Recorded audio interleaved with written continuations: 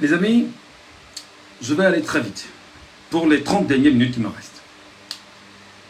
J'ai simplement voulu, dans la première partie, dire des choses qui pouvaient vous aider à comprendre fondamentalement les trajectoires que nous engagions et le travail que nous devons continuer à faire, sensibiliser, aider, amener les Camerounais à comprendre ce qu'il y a de faire pour l'avenir. Parce que vous savez, pendant que nous y sommes, il y a une politique meurtrière qui est présente au Cameroun.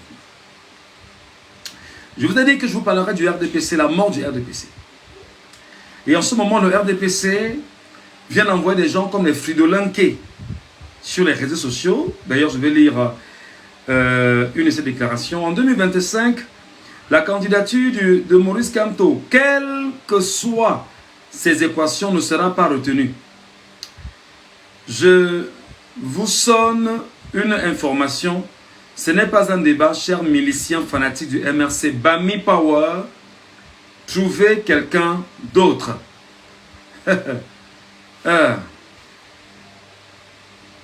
Je sais pas s'il y a des gens qui me regardent ce soir et qui m'écoutent ce soir.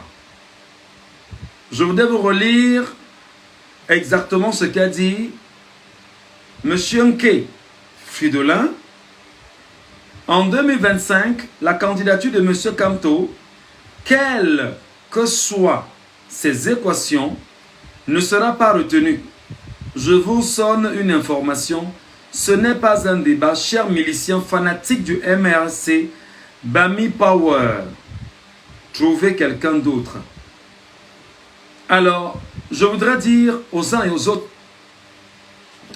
que le premier politicien camerounais qui a pris la peine, 2 ans avant 2025, ou un an, de dire qu'il est le candidat, enfin, dont on dit de lui qu'il est le candidat à la présidentielle de 2025, s'appelle le professeur Maurice Kamto. Le professeur Maurice Kamto est l'homme qui aujourd'hui est déjà déclaré par son parti politique comme étant le candidat, non seulement de son parti politique, de sa formation politique, mais le candidat en même temps de l'Alliance pour le changement. Je voudrais simplement dire au docteur Fridolin-Nké que là nous parlons politique, docteur, nous ne parlons pas philosophie. Il y a encore même, lorsqu'on parlera philosophie, on n'est pas en train de faire le récit de ce qu'on a appris dans les écoles européennes et qu'on est revenu probablement redire aux Africains et aux Camerounais sous le prétexte de ce qu'on est docteur effectivement en philosophie. Comment se fait-il que le Cameroun, qui dit avoir des intellectuels, de l'Akabi, de Fridolin-Nké, tombe dans de tels travers? C'est-à-dire des intellectuels comme Fridolin-Nké tombent dans de tels travers. Voilà un homme qui en réalité a eu des soucis majeurs à l'université de Yaoundé 1 avec le recteur. Et il était mis en mal, il a été radié de l'université comme enseignant. Et aujourd'hui, il vous dit simplement que il faudrait bien sûr tenir un discours autre. Il faudrait chercher un autre candidat en dehors de Maurice Kamto pour ce qu'il estime être dans la logique du Bami Power. Je relis. Fridolin-Nké dit: en 2025, la candidature de Maurice Kamto, quelles que soient ses équations, ne sera pas retenue. Alors maintenant, moi je ne suis qu'un néophyte en politique, mais je vais tenter de raisonner Fridolin-Nké en disant à Fridolin-Nké que il faut faire très attention à ce qu'on est en train de t'amener, ce dans quoi on t'amène aujourd'hui. Et c'est comme ça que ces gars arrivent tout le temps. Regardez bien les méthodes. Un gars arrive, il va bazooker le système. Vraiment, c'est mauvais, c'est ci, c'est ça. C'est des mauvaises personnes. Et progressivement, il change sa tunique. Exemple pour exemple, Mathias Eric Owonangini. C'est l'exemple patent.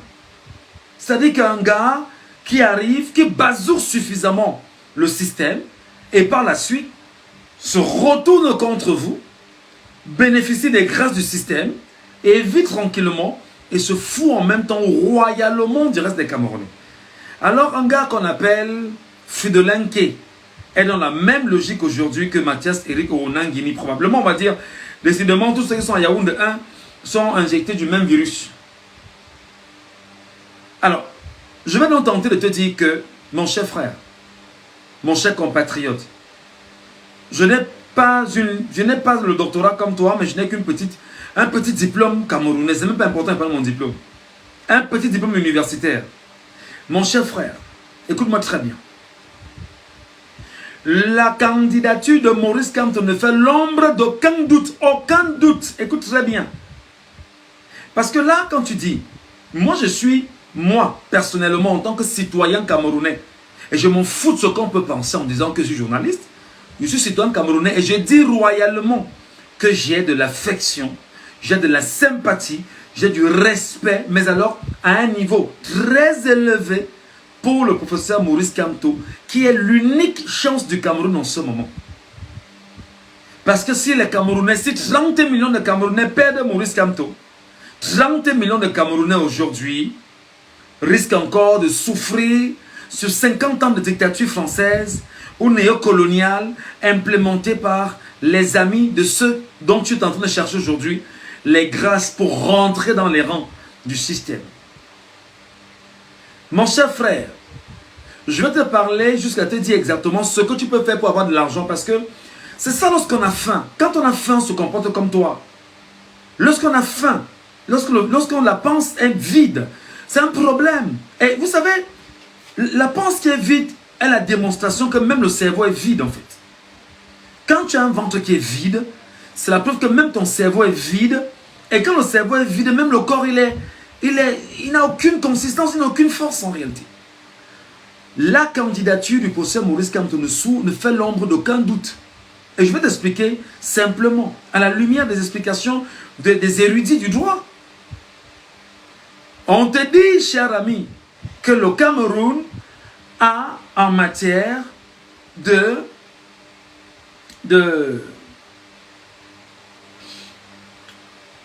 je cherche. En matière d'élus locaux, les conseillers municipaux au Cameroun, ils sont combien? Est-ce que tu peux les dénombrer? Est-ce que tu peux dénombrer le nombre de conseillers municipaux que nous avons dans tout le Cameroun aujourd'hui? Un, tu ne peux pas. Alors, on ne parle pas politique, on ne parle pas philosophie ici, Fridolenke. Là, on parle politique. Il suffit seulement qu'un seul dise que je ne fonctionne plus dans mon parti politique, je vais me rallier au mouvement pour la renaissance du Cameroun, et parce qu'il est le conseiller municipal de la nation, de facto, il a donné sa voix au parti de Maurice Kamto, qui est le MRC. Comment tu veux qu'on te dise ça en français facile et que tu ne comprennes pas, Fridolenke? Soi-disant docteur Fridolenke. Comment tu ne comprends pas qu'un seul, n'est pas dit deux, un seul conseiller municipal de Moulundu, de Giziga, de Kapsiki, de Guidé, tous, quelqu'un peut se lever et dire, bon d'accord, moi je n'ai plus rien à foutre avec le RDPC, je vais prendre faire cause dans le MRC, et parce qu'il est conseiller municipal de la nation. Si tu connais le texte qui dit qu'il est interdit à un conseiller municipal d'appartenir à un autre parti politique au Cameroun, et qui de facto lui donnera bien sûr l'onction du conseiller municipal, tu me dis, Fridolenke, c'est quoi ce niveau de stupidité qui t'anime? C'est quoi ce niveau, c'est quoi cette folie qui t'anime, cher frère?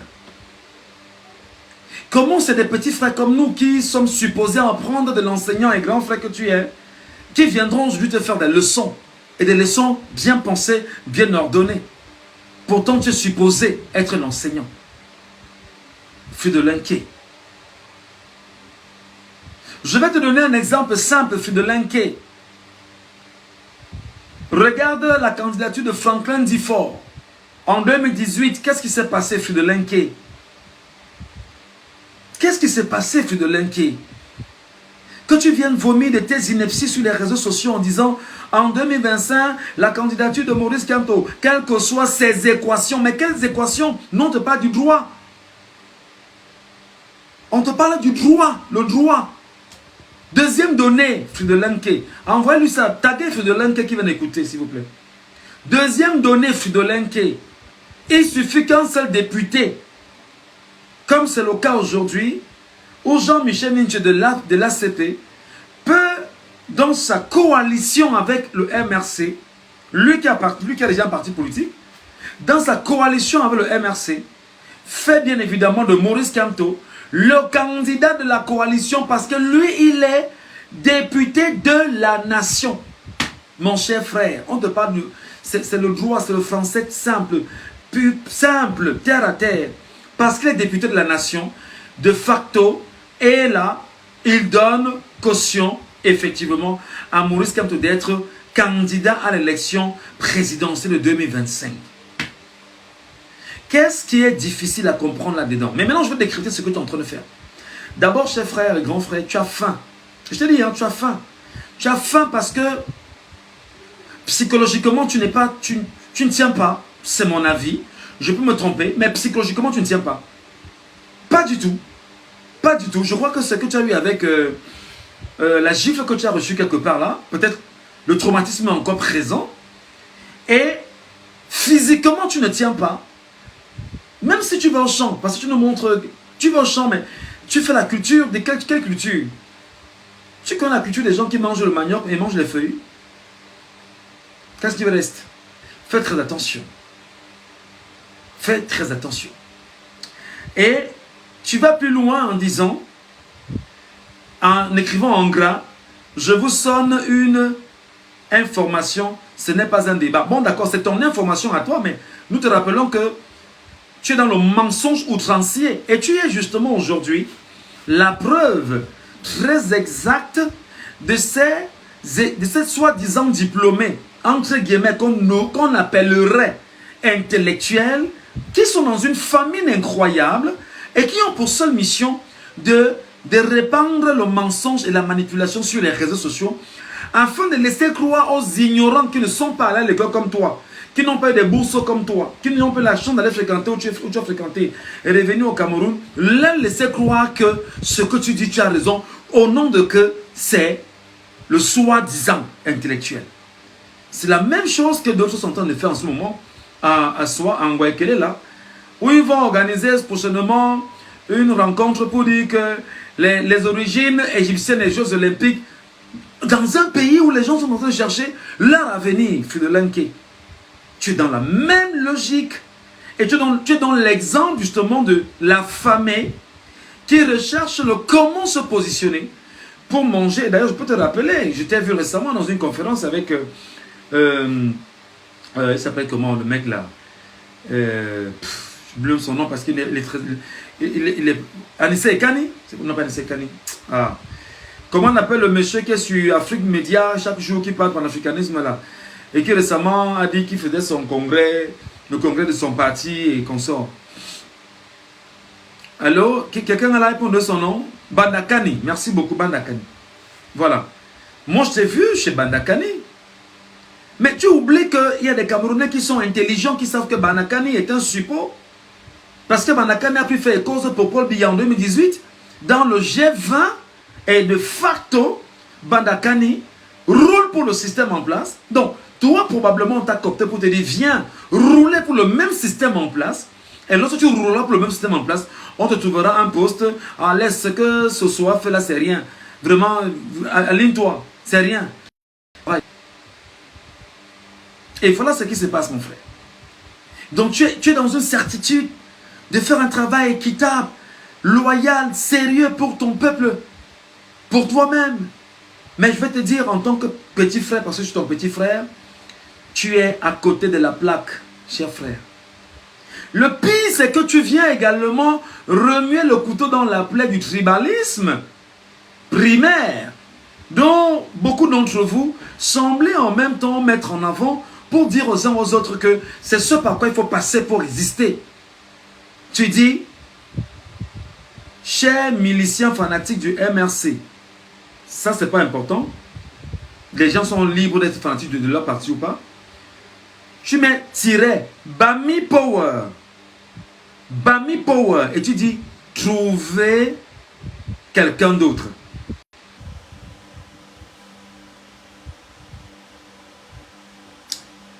Vous allez m'excuser parce que le son va changer. Vous allez m'excuser parce que le son va changer. Et c'est important que l'on continue cette causerie. Mes chers compatriotes. Alors, le soi-disant docteur, je dis bien soi-disant parce que on est libre aujourd'hui de dire qu'il a un bête doctorat, qu'il a un faux doctorat. On peut le dire. Je ne dis pas qu'il a un bête doctorat, mais on peut dire qu'il a un bête doctorat, qu'il a un faux doctorat, et que son doctorat ne sert à rien. Et il n'y a personne, même pas lui-même.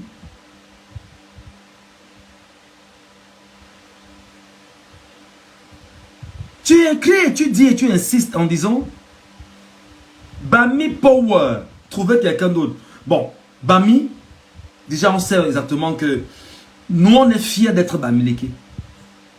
Nous sommes fiers d'être Ewondo. Nous sommes fiers d'être Eton. Nous sommes fiers d'être Boulou.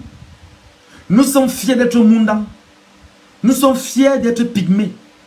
Nous sommes fiers d'être de Woum ou des anglophones. De Woum, je ne sais d'où. Nous sommes fiers d'être de Guidère. Nous sommes fiers d'être des gens de Mokolo. Nous sommes fiers d'être Camerounais. Parce qu'en réalité, des crapules de l'espèce, dans certaines logiques d'enseignement, il faut faire très attention. Lorsqu'on vient remuer le couteau dans la plaie de la question de ce qu'on appelle le tribalisme primaire, venant d'un enseignant, c'est d'une puanteur exécrable. C'est d'une puanteur qui ressemblerait aux puanteurs venant de l'enfer. Et on peut comprendre que les logiques de l'enseignant sont des logiques infernales. Il faut bien sûr que l'on vous rappelle, chers compatriotes, qu'il vient d'être recruté comme beaucoup d'enseignants, où ils vont aller dans les amphis, où ils auront pour objectif de mettre dans la tête des étudiants que voici la voie à suivre, qui serait en principe la mauvaise voie. Non, ne le dites pas à Donald Foucault. Je vous ai dit ici sur les réseaux sociaux. Je vous dis encore, comme j'ai interpellé ici le Sénacom du MRC, et j'ai interpellé le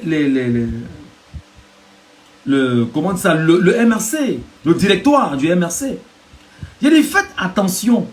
Ce n'est pas parce que vous avez l'impression que les gens mentent et vous devez rester tranquille que ce mensonge-là, les gens doivent le balayer d'un revers la main. Je dis non, faites attention. Le moindre mensonge que l'on place, apportez la correction la plus sévère qui soit. Moi, je ne suis pas du MRC. Je ne suis qu'un amoureux des politiques et des positions de Maurice Kamto. Ça, c'est moi. Ça, c'est moi, l'individu, le citoyen. Donc, vous devez faire attention. Arrêtez de croire que non, tu lui donnes beaucoup d'attention. Tu ne devrais pas, parce qu'il ne mérite pas cette attention. Non, arrêtez. C'est pourquoi j'ai dit ici récemment qu'il y a des grosses erreurs. Il y a de très grosses erreurs que le MRC en ce moment est en train de faire en laissant TikTok. Pendant qu'on y est, que je vous mets un TikTok pour commencer. Il y a de très grosses erreurs. Ton réseau est instable. Et je paye 35 000 le mois. Ouah, mon Dieu. Ça, c'est incroyable.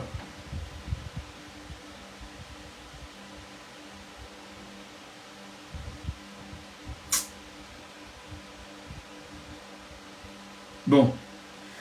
Donc, j'étais en train de dire ceci.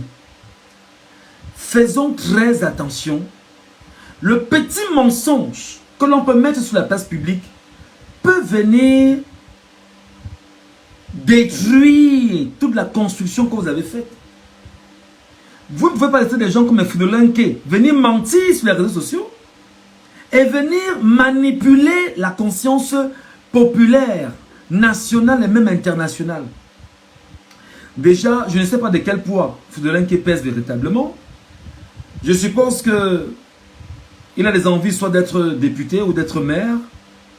Je suppose que il a envie justement de se positionner. Voilà. Donc faites très attention. Alors ce que je vais vous dire c'est que dans la manipulation de l'opinion et le mensonge, les acteurs sont nombreux. Vous avez le Fridolin-K, par exemple. Les enseignants, les chercheurs, entre guillemets, parce que le Cameroun n'en a même pas. Tous ceux qui répètent les cours qui sont là à prendre en Europe. Et ils vont répéter ici. Sans l'adapter, sans contextualiser. Sans partir sur les enseignements profonds de l'authenticité même de l'école africaine. Est-ce que je me fais entendre? Est-ce que les gens sont là et m'écoutent? Si vous êtes là, mettez des cœurs, je vous en prie. Le mode opératoire, effectivement, c'est ça. Le mensonge. Vous savez, à l'approche des élections à venir, le RDPC, sentant sa fin, mobilise ses acteurs, même les plus craints, pour pouvoir le sauver de sa destitution. Est-ce que vous me regardez, mettez les cœurs? Oh là là, vous demandez ça combien de fois? Mettez les cœurs, j'ai dit mettez les cœurs pour sécuriser ce live. Le RDPC a voué à mourir. Je vous ai donné l'exemple ici récemment. L'erreur que le RDPC a fait, c'est de tenter de proroger le mandat des députés. Mais a été très malin et rattrapé à la dernière minute pour ne pas proroger le mandat des conseillers municipaux. Écoutez-moi très bien. Le RDPC, sachant que en 2025, il ne peut pas gagner les élections au Cameroun, s'arrange à faire en sorte que ils ont voulu mettre, c'est-à-dire que repousser ou proroger le mandat des élus locaux pour dire qu'ils vont bloquer l'accès à Maurice Kamto et son parti de se présenter, ce qui malheureusement n'existera pas. Ils savent qu'en 2025, s'ils perdent en 2025, et le peuple camerounais dans sa globalité se lève et demande que la voix des urnes soit respectée, le RDPC est mort parce que le prochain président arrive au pouvoir et il va dissoudre totalement l'Assemblée nationale et va réorganiser de nouvelles élections municipales et législatives au Cameroun. Et donc voilà la mort du RDPC en 2025. Alors comme ils savent qu'ils vont mourir en 2025, qu'est-ce qui se passe aujourd'hui? Chacun essaie de voler autant qu'il peut voler. Et je disais un jour à un journaliste de la CIA TV, avec qui je ne m'entends pas aujourd'hui, je ne me cache pas de le dire, piètre personnage, une journaliste femme, piètre personnage qui avait pour mission effectivement de contrecarrer tous les journalistes qui pensaient autrement dans les réseaux sociaux. Parce que c'est après qu'il a compris en fait quelle était sa mission. Je lui ai dit que c'est des plans qui sont mis en place. Donc vous devez comprendre que le RDPC meurt en 2025. Lorsque le RDPC perdra en 2025, la seule chose que le RDPC peut faire, là, en présence, c'est de tenter de prendre le pouvoir par un coup de force. Donc, Patrick Riffoé, sur les antennes d'Equinox Télévision, vous avez déjà passé le message.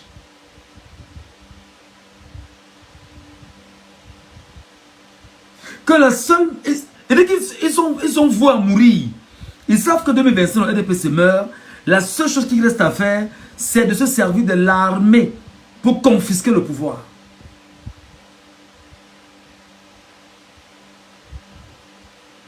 Et nous avons donc l'obligation de vous dire la vérité. Nous avons l'obligation de vous aider à comprendre. Nous avons l'obligation de faire ce travail que nous faisons au quotidien parce que nous voulons que les gens intègrent fondamentalement où nous en sommes.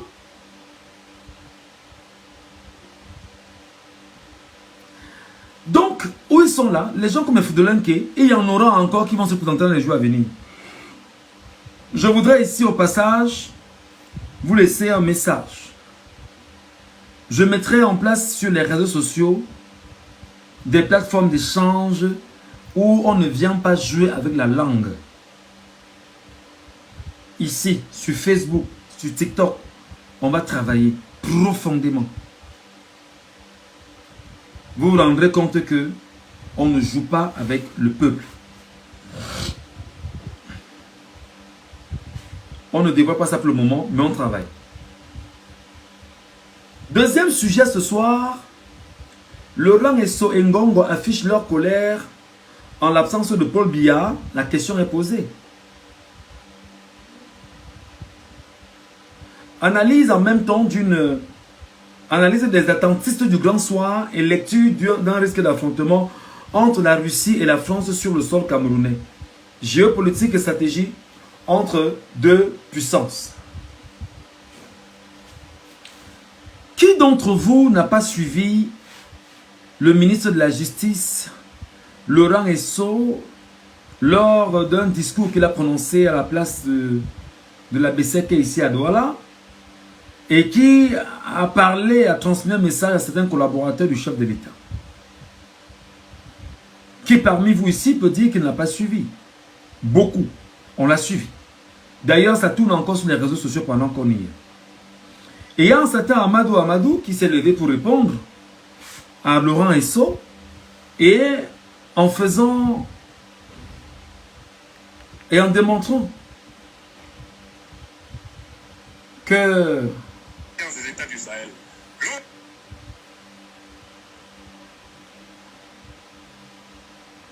Et en tentant de démontrer que Ferdinand Ngongo c'est un homme bien, Ferdinand Ngongo c'est un gars qui voilà, était encore... Bref, il a dit tout un tas de trucs là, c'est un tas de merde quand même. Il a dit ce qu'il avait à dire, et il dit un tas de merde, un tas de merde.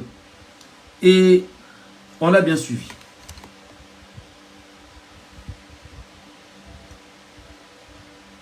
Dans son discours, ou venant ses approches de ce Amadou, ce Amadou veut nous convaincre de ce que non, on ne devrait pas regarder mal Ferdinand Ngongo, qui est le secrétaire d'État, ministre d'État, secrétaire général, président de la République, qu'on ne devrait pas mal le regarder, etc. Il a raconté un tas de merde. Un tas de merde. Il les a versés, c'était incroyable. Nous nous sommes demandé, mais on vit dans le même pays? Quels sont ces gens qui ont accepté de tronquer la liberté d'un peuple pour le bout de pain? Quels sont ces esclaves qui écument les réseaux sociaux aujourd'hui et tentant de démontrer aux yeux du monde qu'ils ont pris fait et cause derrière des gens qui étranglent l'économie du Cameroun et se sont fait bien évidemment, se sont taillés des pouvoirs incroyables. Je vais donc vous dire ce soir, parce qu'il faut bien sûr qu'on fasse des analyses. Tous les Camerounais savent qu'il y a des clans en ce moment dans le régime camerounais. Premièrement, il y a des clans Boulou. Les Boulous ont le pouvoir en ce moment. Les Boulous sont aux affaires. Les Boulous et les Ekans ne veulent pas lâcher. Et vous dites que c'est de bonne guerre. Parce qu'en fait, 42 ans après, ils ont fait le bilan, ils se sont rendus compte qu'ils n'ont presque rien fait. Et ils ont une sortie malheureuse.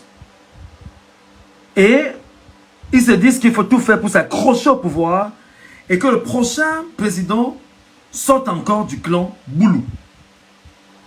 C'est bien, il faut bien écouter. Il y a le clan Nanga. Le clan Nanga qui est constitué de tous ceux qui sont derrière, qui on sait, dont on a l'impression que si jamais on laisse l'affaire entrer dans les mains de Boulou, il y aura des règlements de compte après Paul Biya. Alors qu'est-ce qu'on fait? Le clan Nanga s'accroche et le clan Nanga qui dit tenir des arcanes du pouvoir, effectivement, peut à tout moment se positionner et faire du pouvoir ce qu'il veut à l'insu de la volonté du peuple camerounais. À côté du clan Nanga, il y a le clan du Nord Cameroun. Le Nord Cameroun ou le Grand Nord Cameroun, ils disent effectivement qu'ils veulent que le pouvoir revienne dans le Grand Nord Cameroun. Ils n'ont rien à foutre de ce que... Ils disent que Paul Biya doit leur remettre exactement ce qu'il leur a pris.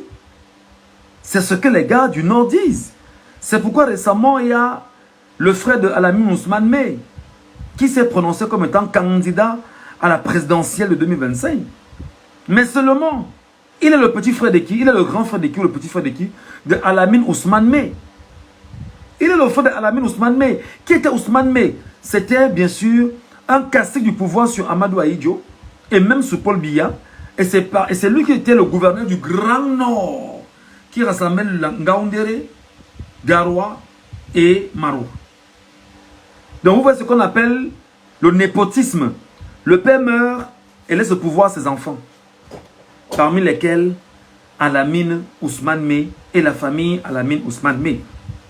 C'est des analyses que je fais, hein, ce n'est pas des attaques, parce qu'il faudrait bien qu'on comprenne. Vous savez que les Camerounais sont toujours très forts pour faire des analyses, à la con, et puis à un moment donné vous servir voilà, des choses qui ne tiennent pas.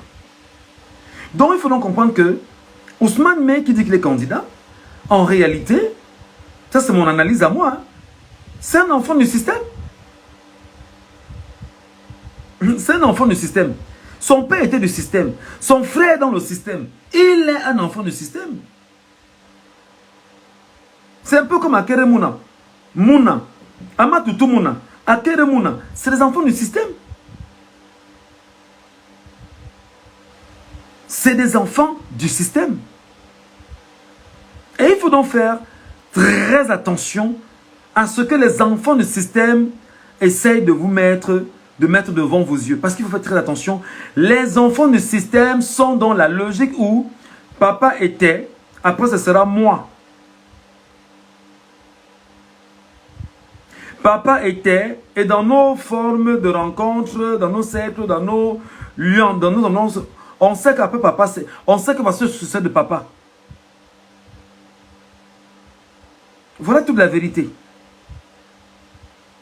Et dans cette même logique, mes frères et sœurs, il y a donc le clan du nord-ouest et du sud-ouest Cameroun qui disent qu'ils ne veulent plus de Paul Biya et ils veulent la sécession du Cameroun.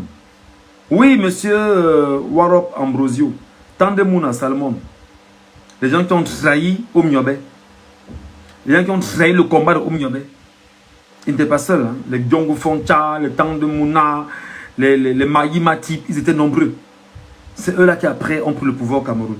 Et s'arrangent à faire en sorte que le pouvoir soit de père en fils. Voilà la réalité. Voilà la réalité. On va plus loin.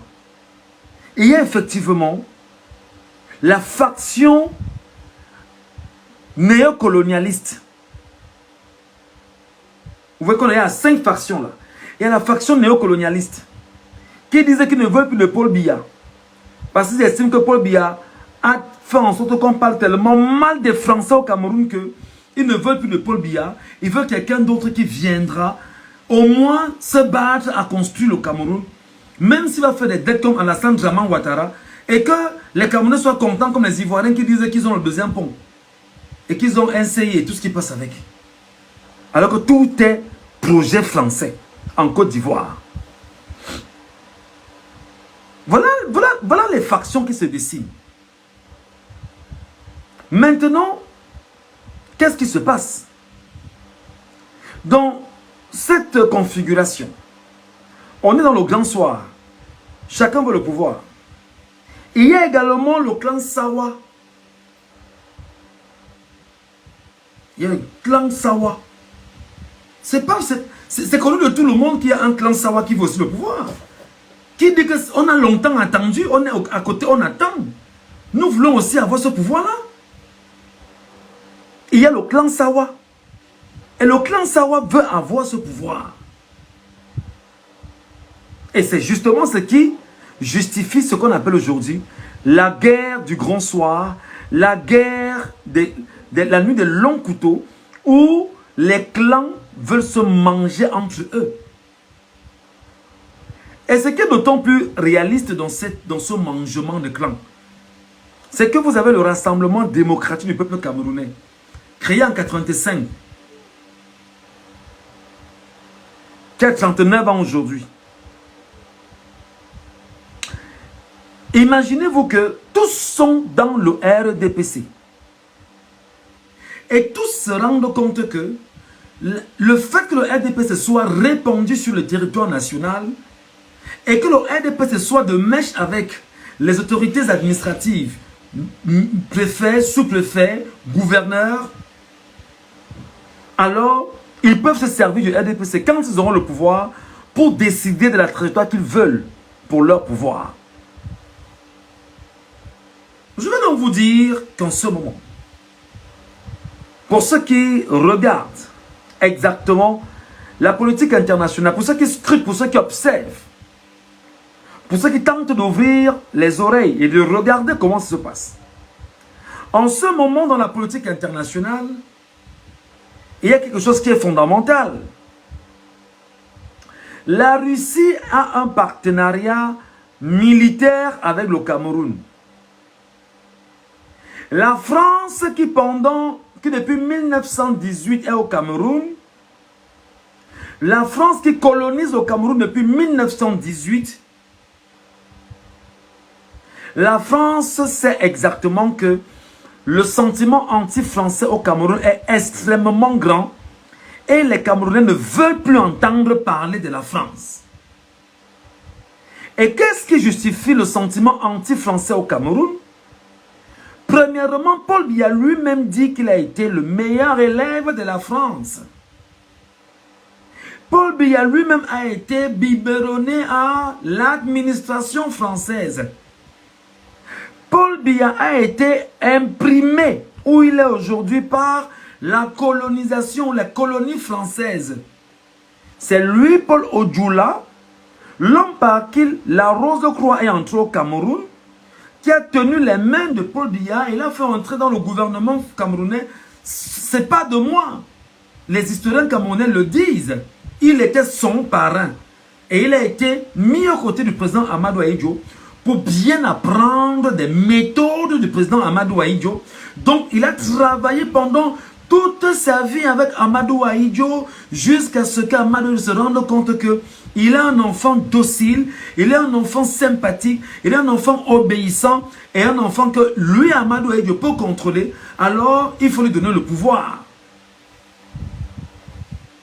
Fondamentalement, il y a eu donc pillage au Cameroun, comme dans la sous-région Afrique centrale, au Cameroun, au Tchad, au Gabon, au Congo, en République centrafricaine, en Guinée équatoriale, dans toute l'Afrique centrale, la France, Afrique est présente.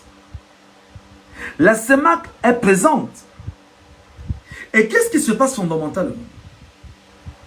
La présence française en Afrique centrale est telle que les Français savent que s'ils perdent le Cameroun, de facto, ils peuvent perdre toute l'Afrique centrale. Déjà qu'elle a perdu, je parle de la France, elle a déjà perdu la République centrafricaine. Je reprends. La France, sachant qu'elle a déjà perdu la République centrafricaine, sait que c'est un poids énorme pour elle de ne pas pouvoir contrôler la RCA. Et qu'est-ce qu'elle fait donc, cette France? Elle s'arrange à bien et à mieux contrôler le Cameroun pour ne pas laisser une quelconque possibilité à qui que ce soit de prendre la tête du Cameroun et qu'il ne soit pas dans les bonnes grâces de la politique française ou encore de la classe politique française, si vous voulez. Pas du peuple français, parce que les Camerounais, non, les Africains, on n'a pas de problème avec le peuple français. Mais la classe politique française et l'oligarchie française. Alors, fondamentalement, Paul Biya, sachant que les biens mal acquis sont de plus en plus confisqués en France, comme c'est le cas avec Sassou Nguesso, ces biens mal acquis sont confisqués en France. C'est-à-dire que, moi je dis tout le temps aux gens, apprenez à lire la charte de l'impérialisme. Dans la charte de l'impérialisme, les impérialistes ont un projet. Mettre à la tête des pays des marionnettes et des valets qui auront pour mission de voler l'argent de ces peuples-là et de revenir les remettre dans les banques européennes et que ces Européens les retournent aux autres pays africains sous forme de prêts. Donc c'est exactement ce que les présidents de la CEMAC, et qui sont bien sûr au pouvoir depuis au moins 40 ans, je parle de Paul Biya, je parle de Biangema, je parle de Sassou Nguesso, je parle même de feu Idriss Déby qui n'est plus, et voilà.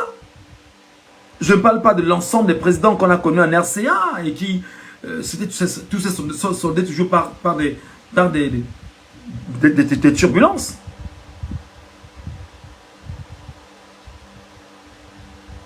Avril Nedjo Vlogging.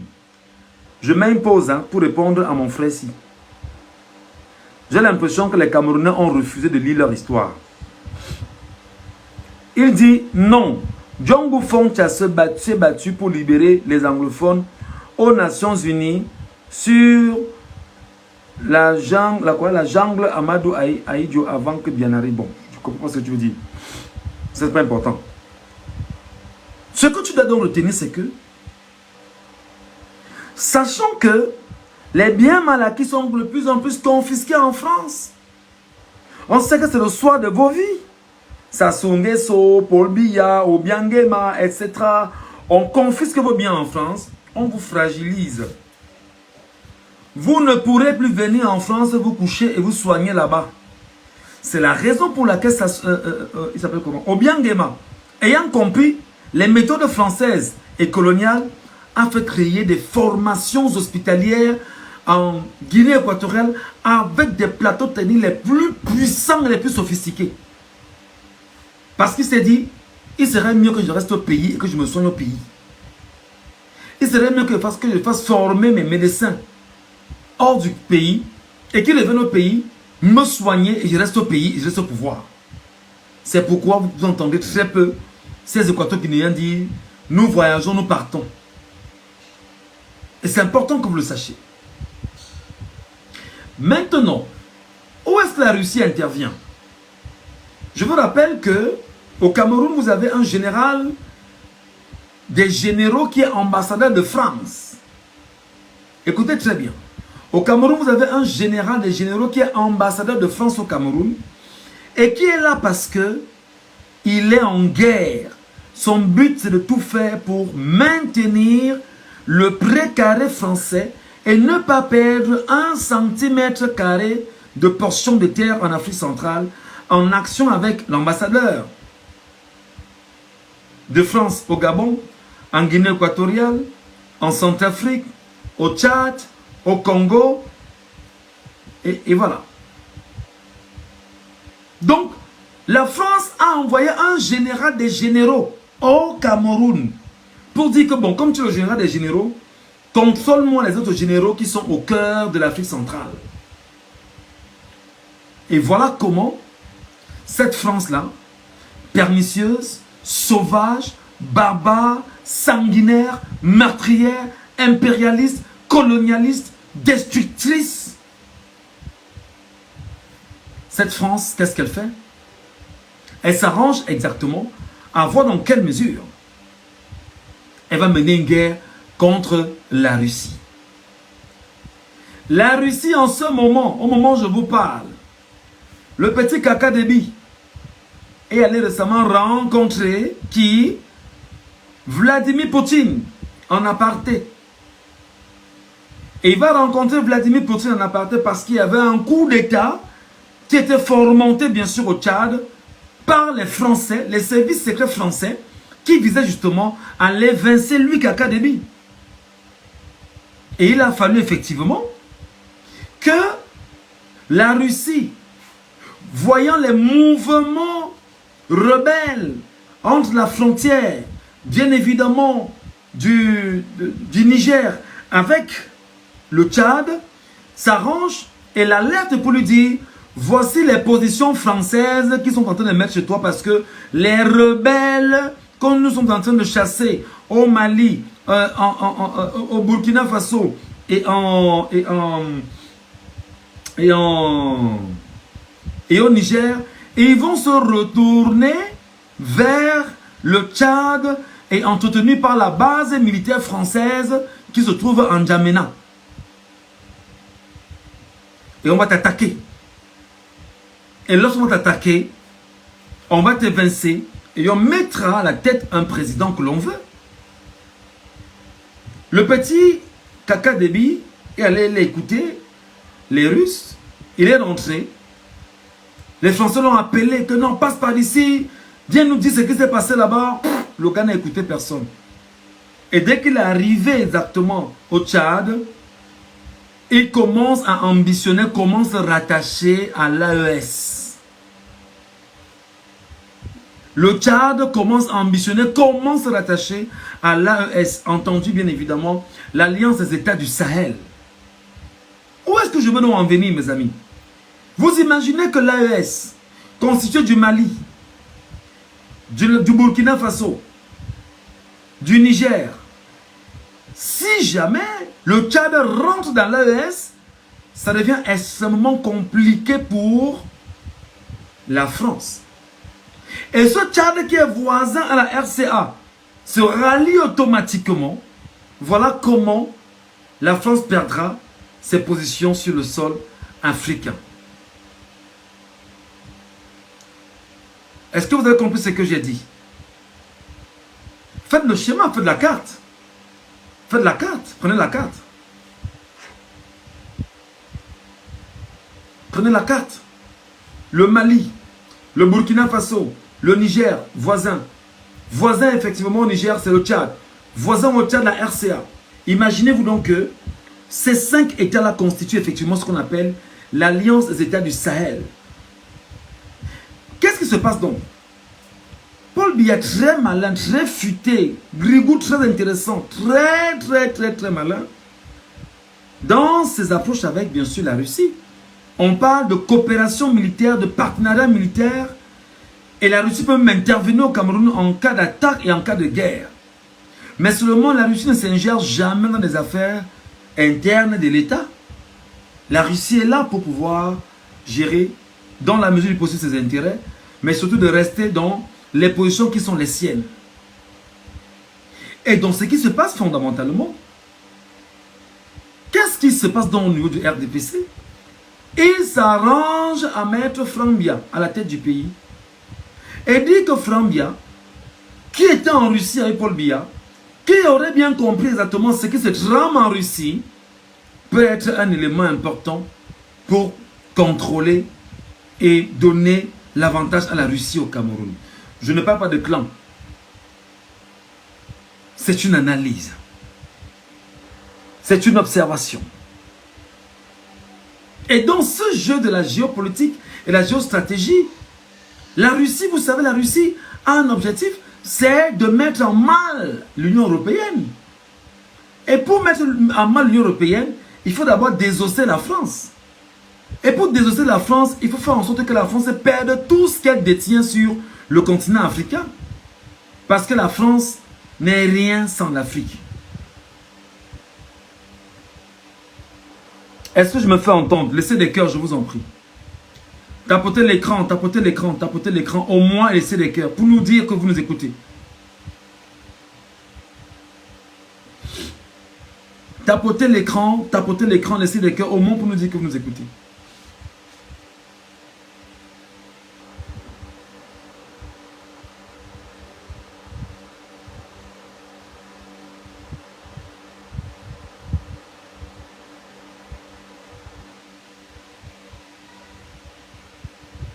Tapotez l'écran, laissez des cœurs au moins pour nous dire que vous nous écoutez.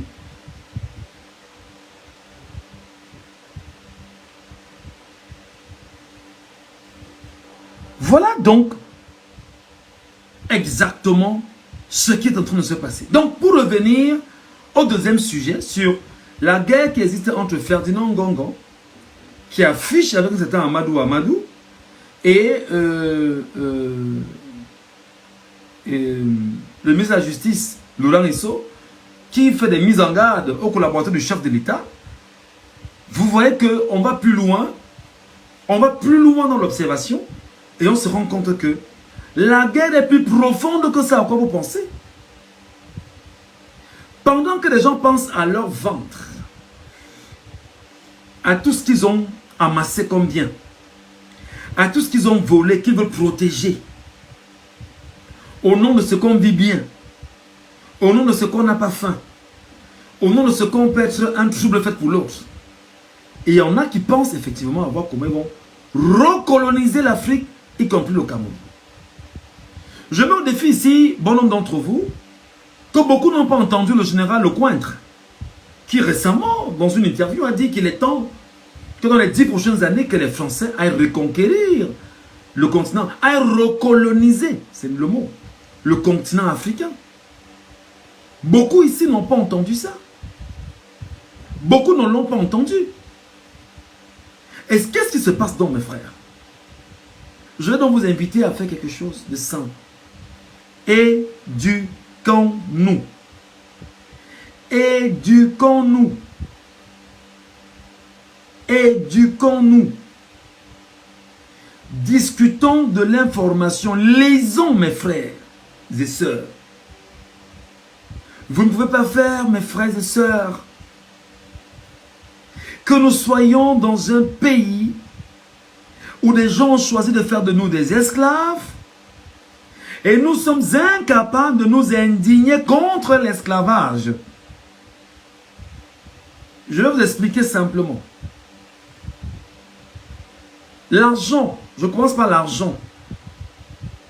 L'argent qu'on appelle le franc CFA. Le franc CFA.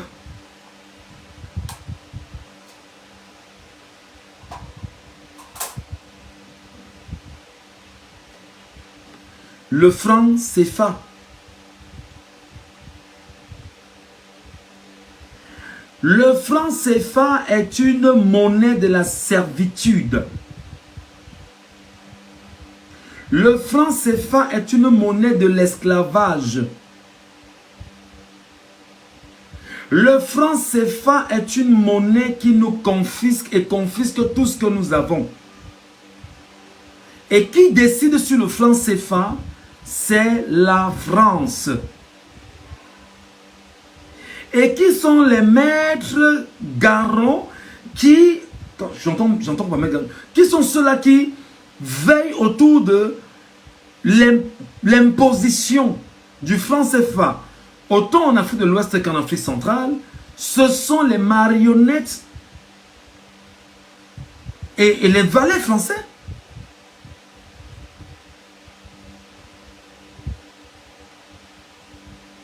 J'apprends que ma méthode est morte, c'est vrai ça? Vous êtes sérieux?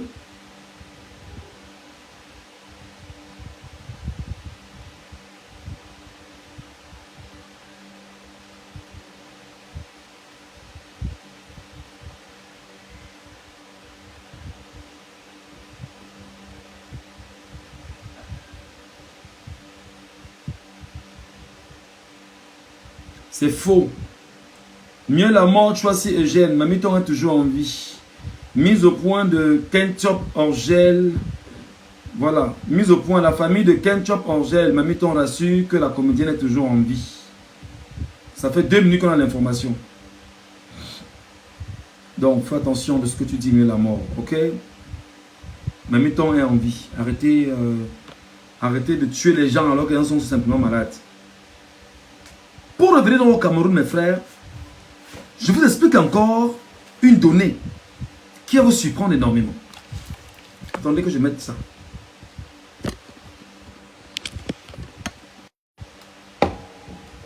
Chaque jour, je dis aux Camerounais, la guerre du Nozo, dans le Nozo au Cameroun, n'est pas une guerre camerounaise.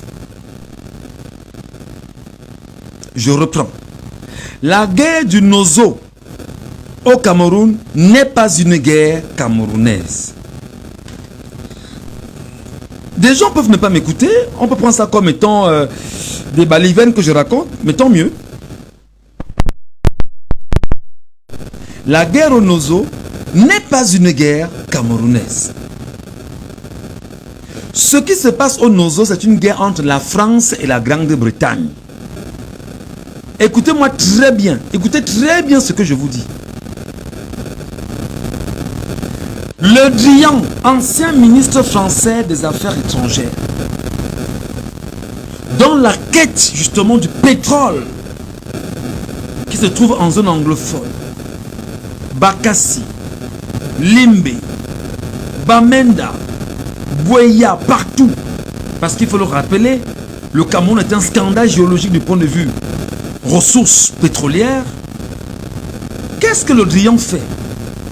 Qu'est-ce que la France de façon sibylline fait?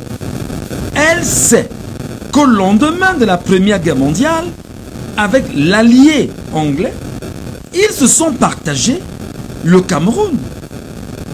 Les Anglais, avec leur volonté d'unir la petite portion qu'ils avaient au niveau du Cameroun au Nigeria voisin, ils se sont donc rendus compte que c'est un peu compliqué.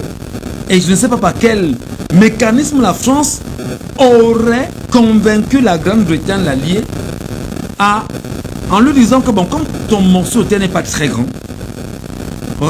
rajoute-le au mien, et avec une administration qu'on mettra en place, progressivement, on va ensemble se protéger. En tout état de cause ou de choses, les colons avaient leurs armées, ce qu'on appelait l'armée coloniale.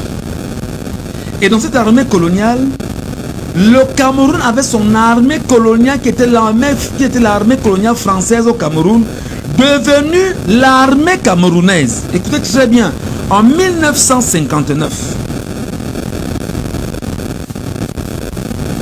le Cameroun avait l'armée coloniale française devenue l'armée camerounaise. Donc ça veut dire que l'armée camerounaise découle de l'armée coloniale française. Ça veut dire que les militaires camerounais, les forces de défense et de sécurité camerounais sont en train de réimprimer le modèle militaire français au Cameroun. Mais comme ils sont une armée coloniale, ils ont donc pour objectif de sécuriser les acquis du colon. Le son dérange comment?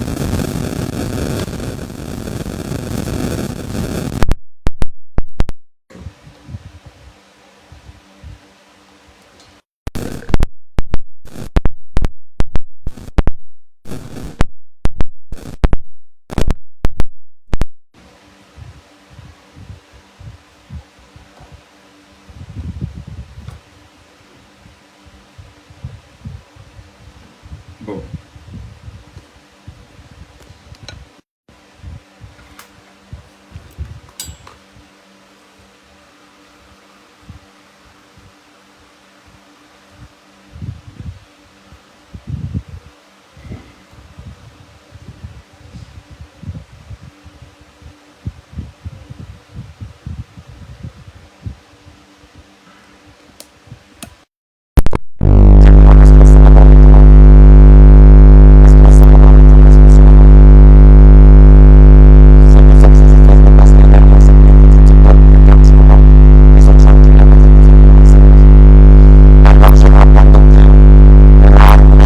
coloniale française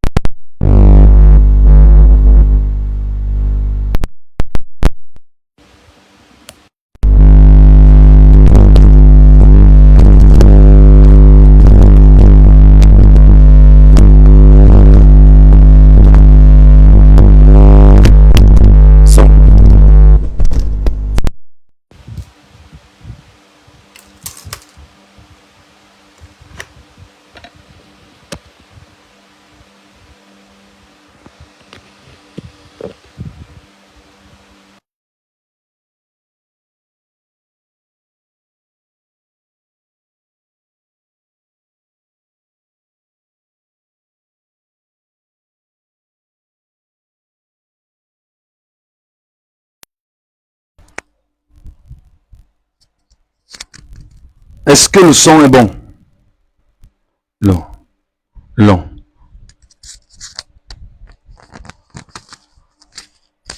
Est-ce que le son est bon? Est-ce que le son est bon? Est-ce que le son est bon? Dites-moi, rassurez-moi, sinon je retire tout ça.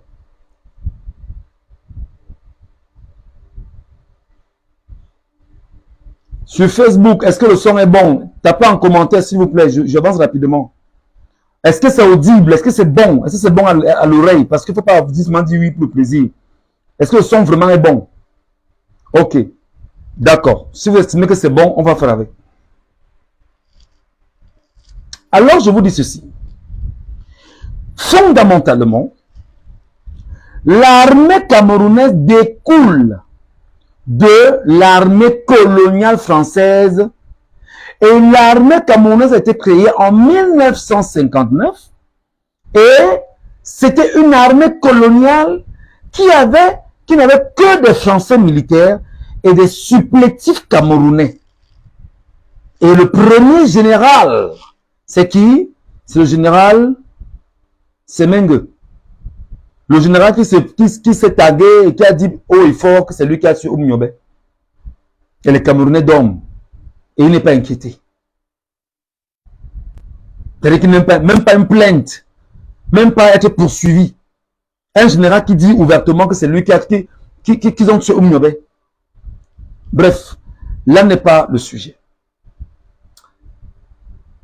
Vous allez donc vous rendre compte que l'armée camerounaise, étant donc une armée coloniale, formée toujours par les militaires français, comme l'exigent les accords de la colonie, respectés par Paul Biya et tout le reste, qu'est-ce qui se passe maintenant?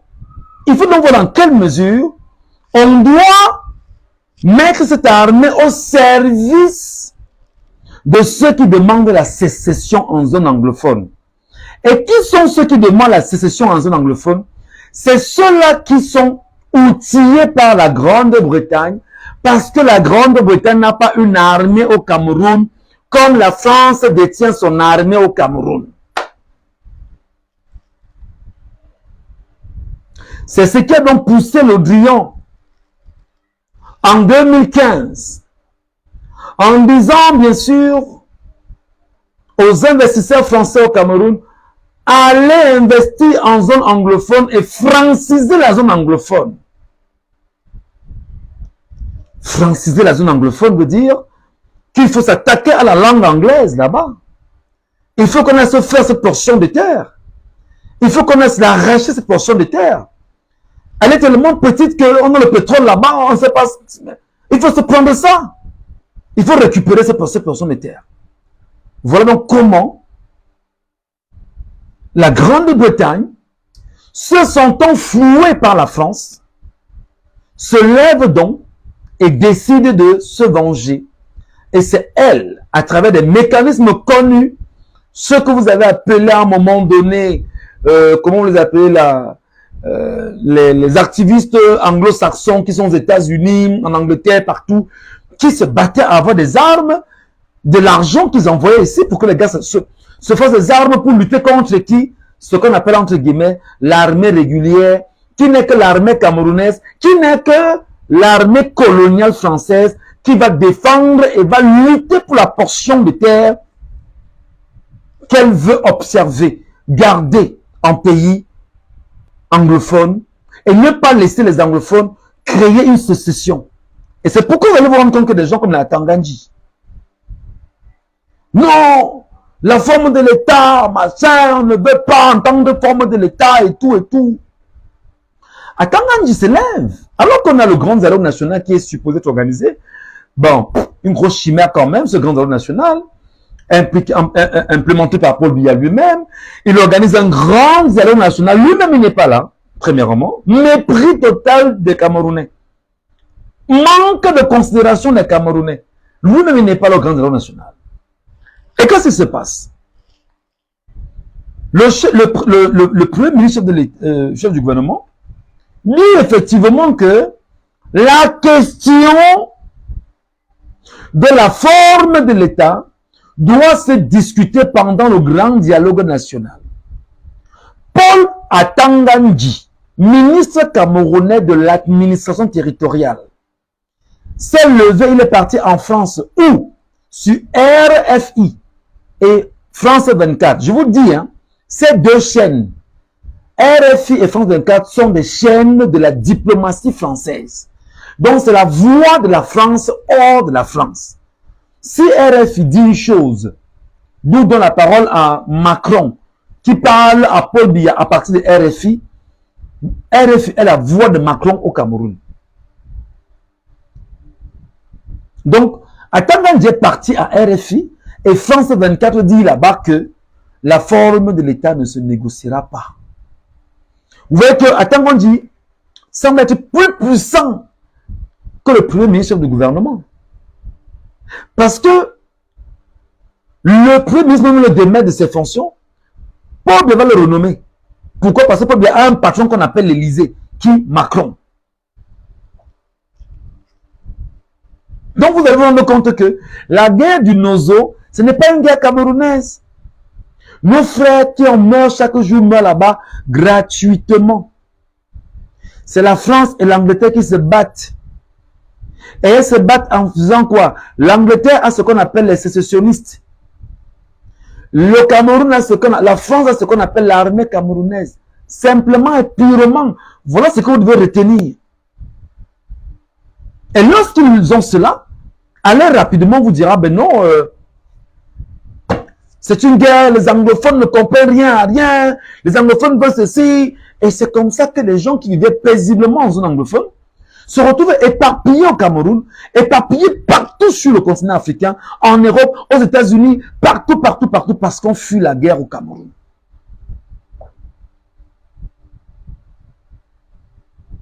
Il faut que vous compreniez toutes ces stratégies géopolitiques. Il faut que vous compreniez que vous serez au cœur de ce qui est en train de se passer. Qu'on ne vous raconte pas seulement, mais que vous observiez, que vous regardez en profondeur. Récemment, j'ai appris ici, récemment, vous avez vu le cadeau que l'ambassadeur de France allait faire à l'armée marine, non? Une chaloupe. Vous avez chaloupe? Ah, vraiment. Réunir le gouverneur, ils n'ont même pas la force de parler de ça. Ils n'ont même pas la force de parler de ça dans les médias. Entrez.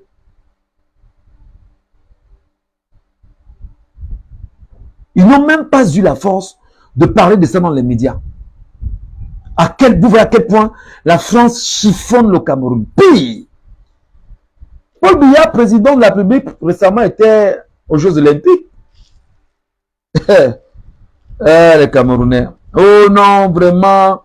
Le président était aux Jeux Olympiques. Il allait honorer le Cameroun. Il allait soutenir les athlètes et tout ce qui passe avec. Vraiment. Ces athlètes-là, vraiment, ont eu la chance d'être à côté de leur président. Dit des bêtises. Il était là-bas parce qu'il fallait négocier dès maintenant. Est-ce que Paul Biya reste ou est-ce que Paul Biya part? Si Paul Biya doit rester, il faudra qu'il nous dise. Qu'il dise aux Français que je peux rester. Je dois rester parce que. il faudrait qu'ils disent que je dois partir peut-être parce que je suis fatigué. Et qu'ensemble, maintenant, que l'on discute des termes de sa succession. Lorsque vous avez vu un homme qu'on appelle Nicolas Sarkozy dit qu'il va ramener au Cameroun dans les jours qui vont suivre des investisseurs français. Non, il veut ramener des mercenaires français, pas des investisseurs français. Non, dans les jours qui vont suivre, on ramènera un groupe des investisseurs français, d'hommes d'affaires français au Cameroun, et voilà. C'est du pipeau. Ce que le Cameroun a hérité de la France, c'est trois choses. L'oppression, comme ça avait été le cas avec nos leaders nationalistes. Le mensonge, comme le RDPC nous a menti pendant 39 ans, avec tout ce que ça comporte. Le vol. Oh bon Dieu, le bon Dieu seul sait ce qui se passe au Cameroun en matière de vol. Voilà ce que je tenais à vous dire, mes frères. Voilà ce que je tenais à vous dire ce soir. Et je finis par un dernier sujet. C'est le sujet concernant le multipartisme. Où sont les 350 partis politiques du Cameroun en ce moment? Vous les voyez, vous les entendez, et la campagne a commencé. Beaucoup vont sortir dans les mois qui vont suivre pour dire que quand on ne sait pas, il faut tuer le MRC. Le MRC n'est pas, on va faire une coalition, et notre coalition, on verra dans quelle mesure. Mais c'est très grave. On ne peut pas avoir un pays qui a plus de 350 partis politiques. Et en ce moment, on n'a que 3 ou 4 partis politiques qui s'agitent sur le terrain de la conquête de 2025. C'est incroyable. Où sont les autres partis politiques au Cameroun? Que font le reste des partis politiques du Cameroun? Dit de l'opposition.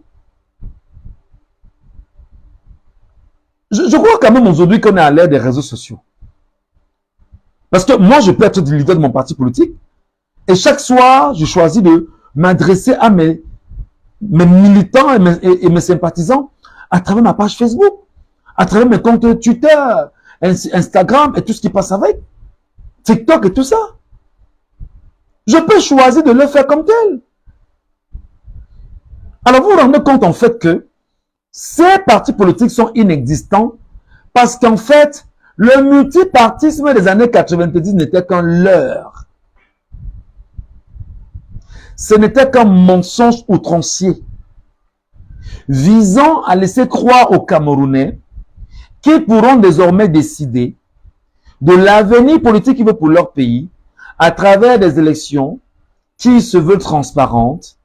Et au même moment, on donne l'occasion à un parti politique d'être le parti État qui va biberonner économiquement les autres partis politiques.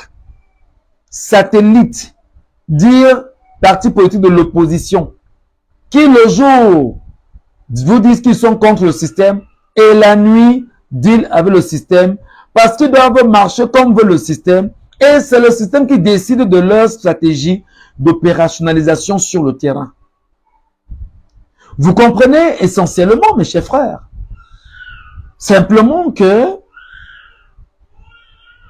la question du multipartisme au Cameroun est une fanfaronnade.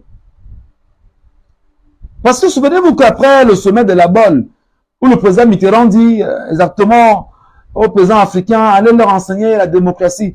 Et Paul Biya la même année se met sur Radio Monte Carlo.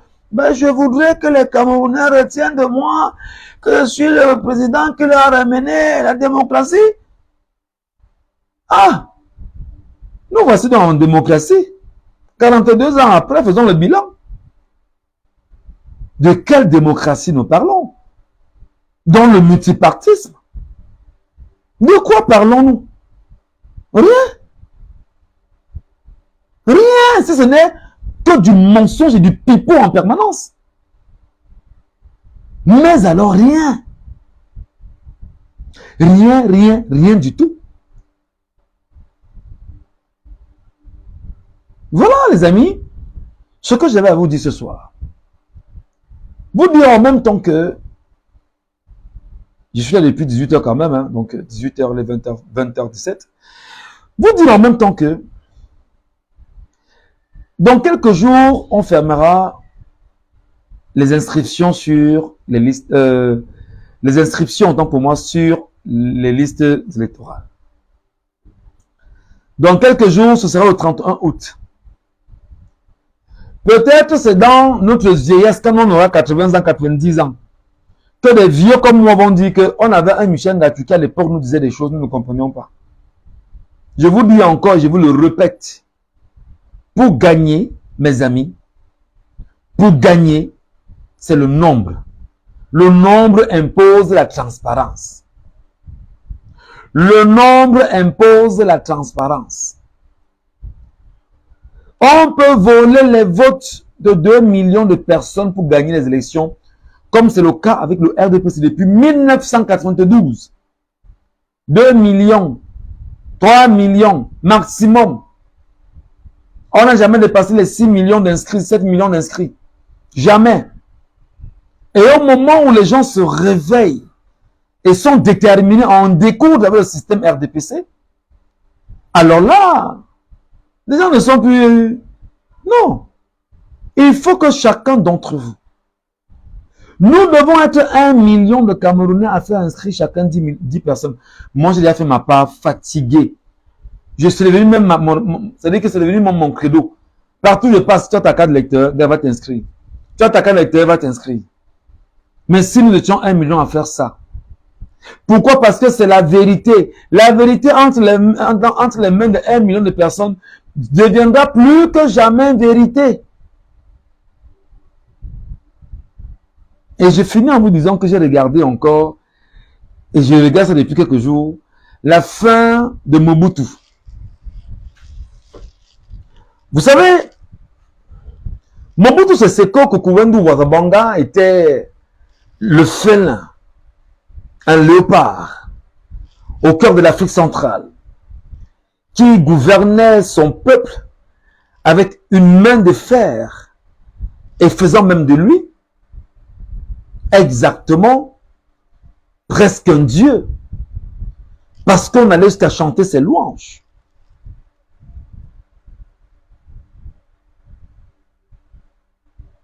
Vous le savez, non? Attendez, est-ce que je peux retrouver ça? On allait même jusqu'à chanter les louanges de Mobutu.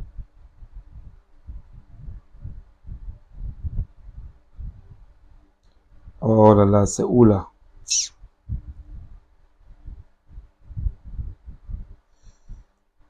Aïe, aïe, aïe, aïe, aïe.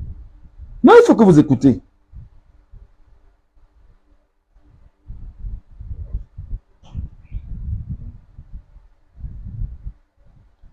Chanson à la gloire de Mobutu.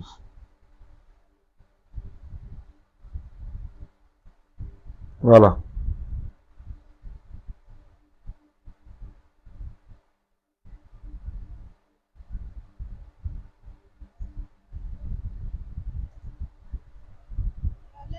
Mobutu yala wana mama ye Mobutu yala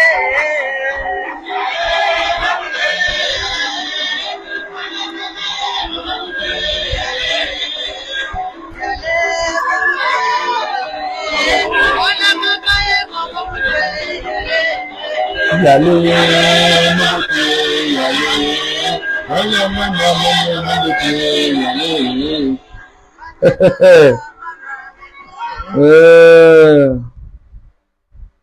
Écoutez encore.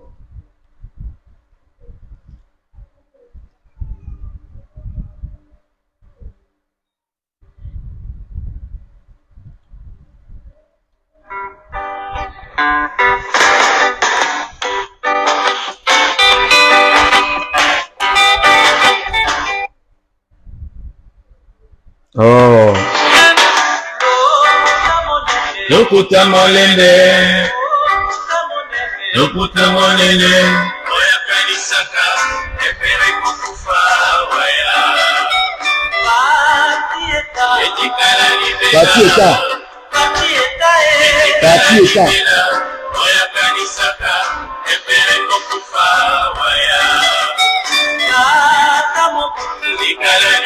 Papa Mobutu.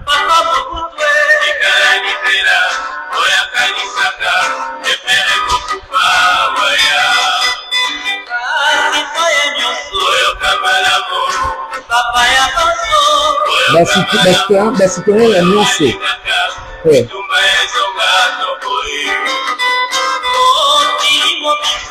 Mokiri mobimba.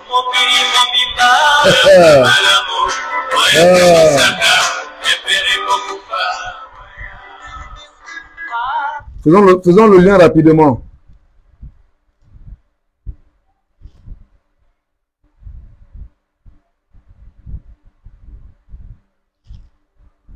Faisons le lien rapidement. C'est très important que vous écoutez. Des gens au monde donné ont l'impression qu'ils sont éternels.